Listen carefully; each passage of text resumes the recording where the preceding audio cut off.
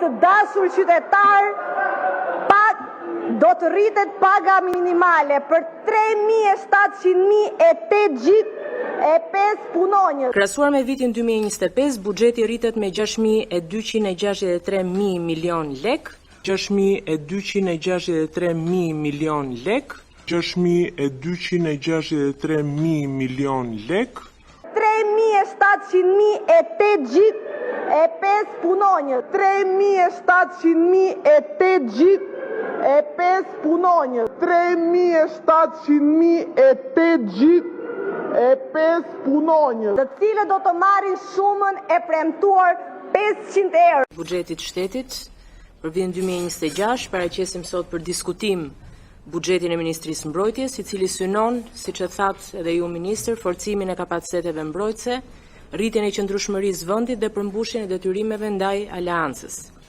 Ky buxhet është hartuar në përputhje me objektivat e strategjisë sigurisë kombëtare dhe angazhimet ndërkombëtare të Shqipërisë, duke balancuar nevojat për modernizim, mirëmbajtje, por edhe investime të reja. Buxheti i vitit 2026 për Ministrinë e Mbrojtjes arrin në 58.949 milion lek, që përfaqëson 2.12% të prodhimit brendshëm bruto.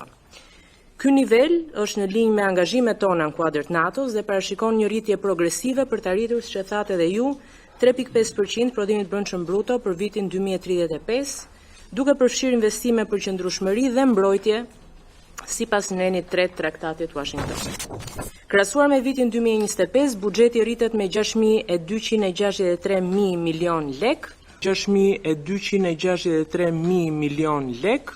6.263 milion lek. Ose 12% më shumë, duke reflektuar 2.6 milion lek më shumë për shpenzime personeli, 2.2 miliard lek më shumë për mallra dhe shërbime, 647 milion lek shtesë për investime me financim të brendshëm dhe 800 milion lek për investime me financim të huaj. Si strukturë buxheti, në terma shumë të përgjithshëm, shpenzimet e personelit përbëjnë rreth 22% totalit, mallra dhe shërbime 15.8% totalit, kontribute dhe kompensime rreth 10.2%, transferta ndërkombëtare 0.9%, transferta për individ 1%, shpenzime kapitale 50.2%, nga të cilat, po të futeshim në detaje, 16.584 milion lek me financim brendshëm dhe 13.012 milion lek me financim të huaj. Duket që ky buxhet është një kombinim shumë i mirë mes nevojës për modernizim dhe për kujdesjes për personelin që përbën themelin në fakt e çdo force të suksesshme mbrojtëse. Prioritetet për vitin 2026, siç i përmendët edhe ju, unë i kam në mënyrë shumë të përmbledhur. Kapitali njerëzor, i pari, pa diskutim, vijon rritja e pagave me 2.5% për personelin ushtarak dhe civil, si dhe shtimi 450 efektiv vetrinj. Kjo mbështetje synon motivimin dhe konsolidimin e trupës forcave të armatosura në përputhje me standardet e vendeve partnere të NATO-s. Vazhdojmë me modernizimin dhe infrastrukturën, pjesa më e madhe e investimeve me sa PAM fokusohet modernizimin e armatimit dhe pajisjeve sipas standardeve të NATO-s, sistemet e vëzhgimit ajror dhe detar, bazat ajrore të Kuçovës dhe Farkës, si dhe portin ushtarak të Porto Romanos, arsimimin ushtarak përfshir kampusin e ri të Akademisë Forcave të Armatosura, projektet antidron dhe mbrojtjes kundër ajrore që janë prioritet i ri strategjik. Po ashtu, siç e përmendët edhe ju, industria ushtarake Made in Albania, që është një element shumë i veçantë i rikthimit industrisë ushtarake vendase me qëllim prodhimin e uniformave, të municioneve, mjeteve logjistike në vend, duke reduktuar varësinë nga importet dhe duke gjeneruar kapacitete ekonomike të qëndrueshme. Emergjencat civile, edhe këtu buxheti parashikon ngritjen e 2 qendrave rajonale, siç e thatë edhe ju, për emergjencat civile si dhe rritje të fondeve për parandalimin e fatkeqësive natyrore dhe riabilitimin e digave.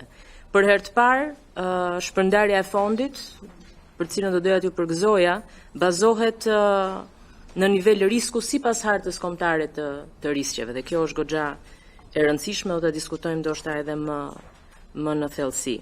Në kontekstin strategjik të sigurisë, mjedisi aktual ndërkombëtar indikuar nga agresioni rus ndaj Ukrainës dhe tensionet në Ballkanin Perëndimor, kërkon rishikim të politikave të mbrojtjes dhe rritje të kapaciteteve kombëtare.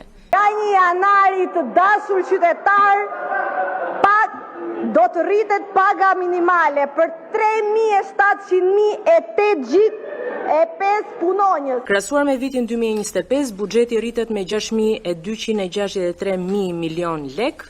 6.263 milion lek. 6.263 milion lek.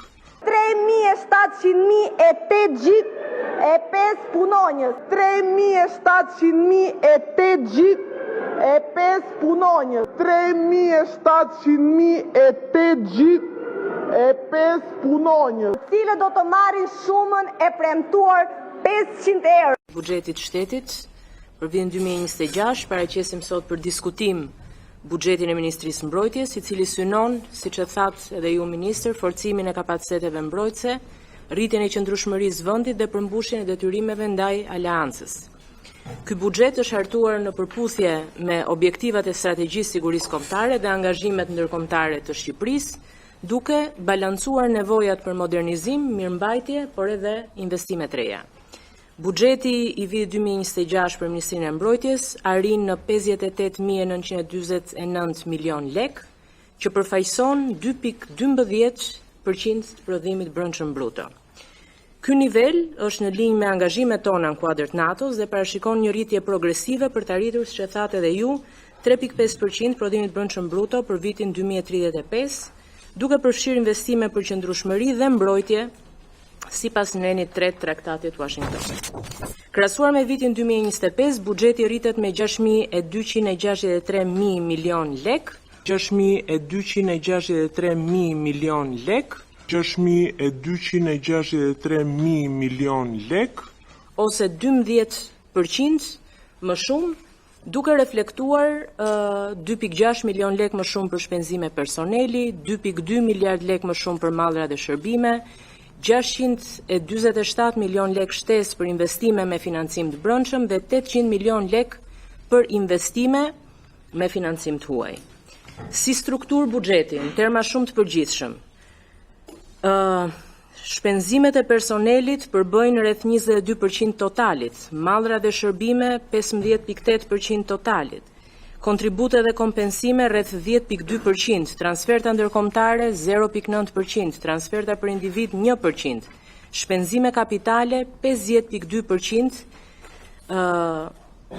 nga të cilat, po të futeshim në detaje, 16.584 milion lek me financim brendshëm dhe 13.012 milion lek me financim të huaj. Duket që ky buxhet është një kombinim shumë i mirë mes nevojës për modernizim dhe për kujdesjes për personelin që përbën themelin në fakt e çdo force të suksesshme mbrojtëse.